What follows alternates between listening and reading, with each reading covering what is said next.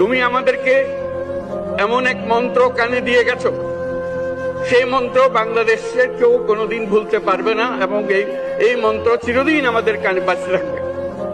যেই মন্ত্র তুমি আমাদেরকে দিয়ে গেছো, আমাদের সব কাজে সেটা আমরা প্রমাণ করব। আমরা দুনিয়ার সামনে মাথা উঁচু করে চলবো, কারো কাছে মাথা নত করব না। সেই মন্ত্র তুমি আমাদেরকে দিয়ে গেছো। প্রিয় হাদি, তুমি নির্বাচনে অংশগ্রহণ করতে চেয়েছিলে, এবং সেই নির্বাচনে অংশগ্রহণ করতে গিয়ে নির্বাচন কিভাবে করতে হয় তারও একটা প্রক্রিয়া জানিয়ে গেছে আমাদেরকে। আমরা এই শিক্ষা গ্রহণ করলাম, আমরা এই শিক্ষা চালু করতে চাই। আমরা সবাই আমাদের জীবনে আমাদের রাজনীতিকে এই পর্যায়ে নিয়ে আসতে চাই, যাতে হাদি আমাদের জীবনে স্পষ্টভাবে জাগ্রত থাকে।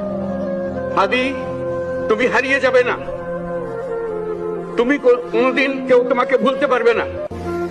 তুমি যুগ যুগ ধরে আমাদের সঙ্গে থাকবে, আমাদেরকে তোমার মন্ত্র পুনঃ পুনঃ মনে করিয়ে দেবে।